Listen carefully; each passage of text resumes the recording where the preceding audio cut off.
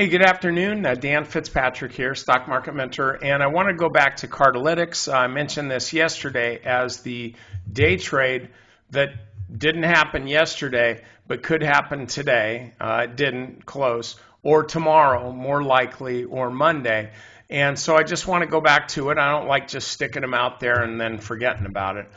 Today, the stock goes down again. Lower intraday low, lower intraday high. Stock opened lower than it closed yesterday, and it's trading even lower than that. Now, we've got about an hour of trading left to go. Not really seeing a whole lot of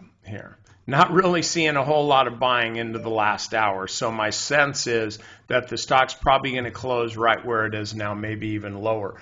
That brings us to tomorrow.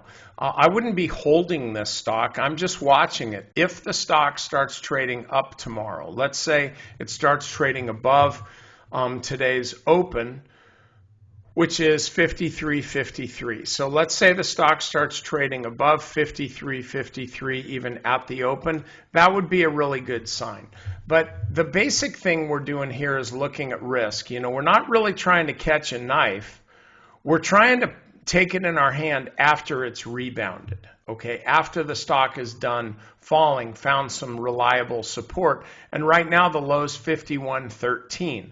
Okay, so this is the drop dead thing. If the stock trades at like 51.10 even, I would be out of it. You got to give it some kind of drop dead level to where if the stock's here, I'm out. And so the thesis for this trade is when the intraday low is higher than the prior intraday low, that's an indication that the selling pressure has peaked and the stock's going to be free to move higher. So that's literally what I would do when you're framing this trade. And you're probably going to watch this after the market closes today.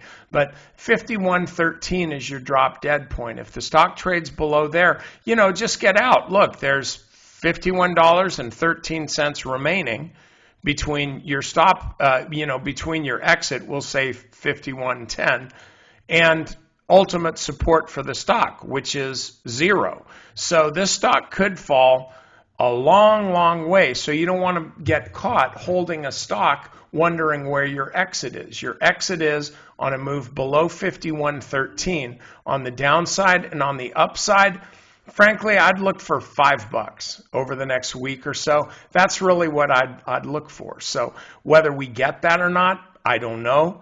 But that's kind of what I'm shooting for, okay? All right, that's it. Members, over to the strategy session. I got some stocks to watch and some really solid advice for you, okay? I'll see you then. Bye.